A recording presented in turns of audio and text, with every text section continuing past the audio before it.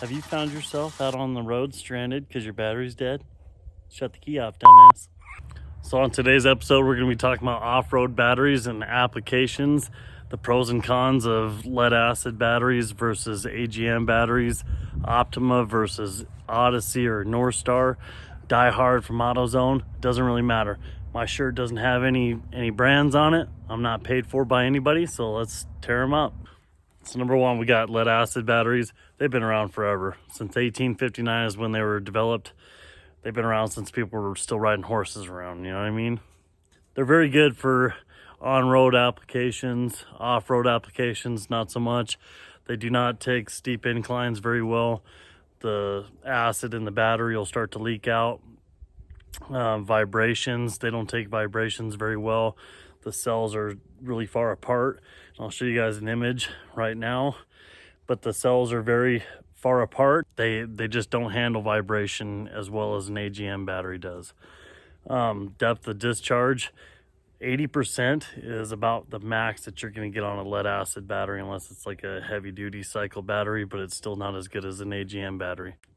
Depth of discharge for us off-roaders is huge. If you're running a winch, if you're running off-road lights, rock lights, you got a stereo system, you're at camp all night, you got your freaking lights on, you got your stereo running. You know, if you're working at night, say you broke out on the trail and you need to be running your off-road lights, but you don't want the engine running, that's another point that you're going to have, that you're going to be running, you know, your lights without your engine running. So if you're unsure what a lead acid battery is, if it's got these caps right here, it's a lead acid battery. They have to be mounted vertically. They have to sit in the engine compartment or somewhere where they're sitting straight up and down. They cannot be mounted sideways or upside down. Agm batteries are good for that, and we'll go into that here in just a second. So Agm batteries have been around since the 80s. Damn, there was a lot of good things came out in the 80s.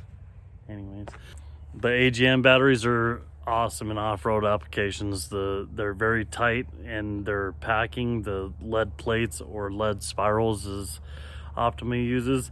I'll show you guys a couple cutaways here from Odyssey's website and Optima's website, how they pack their stuff. Odyssey batteries are very tight packed with their cells. Optima uses a spiral cell that's like it looks like a 6-pack on the outside, but Agm batteries can be mounted in a bunch of various different ways, upside down, sideways.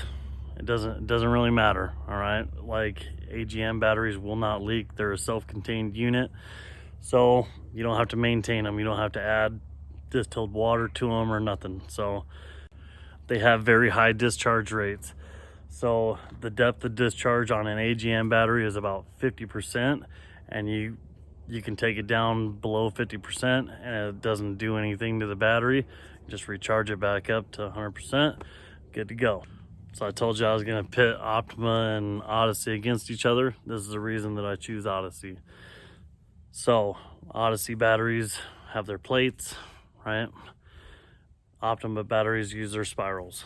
So the spiral, in the last couple years, the spirals disconnect from the connecting rod that goes to the terminal on the battery, which kills the battery. It's done. So they have a 3-year warranty on their battery. Once that warranty is used, if you replace that battery is no longer covered by their warranty. And that's happened since they moved down to Mexico in like 2007, 2009, something like that. They moved their manufacturing plant to Mexico, and it's just gone to shit. The quality has gone to shit, and yeah, so I'm sorry, Optima, but that's the way it is, okay? If you want my fucking support, then you need to make good shit. Odyssey battery, I haven't had a problem with my Odyssey battery.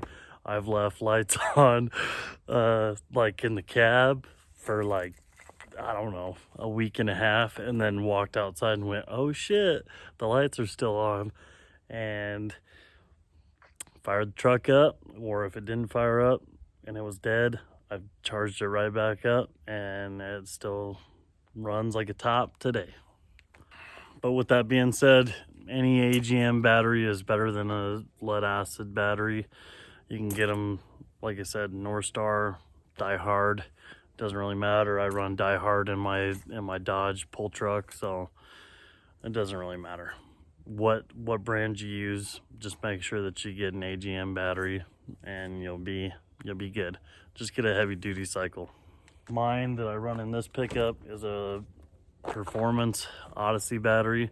The only difference between a performance Odyssey battery and an extreme duty Odyssey battery is the outer casing is a little bit heavier. But when I ordered this one, AutoZone screwed up and gave me a freaking performance battery, so I've been running that, but I haven't had any problems at all. I want to cover the charging of an AGM battery. It takes a specialty charger. You cannot just use your grandpa's old freaking charger to charge an AGM battery.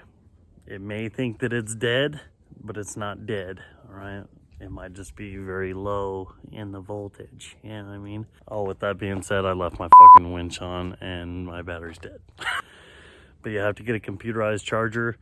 You can buy them from Walmart or wherever. A lot of places now sell AGM battery chargers because a lot of cars are coming with AGM batteries now. So this is the charger I use from freaking Walmart.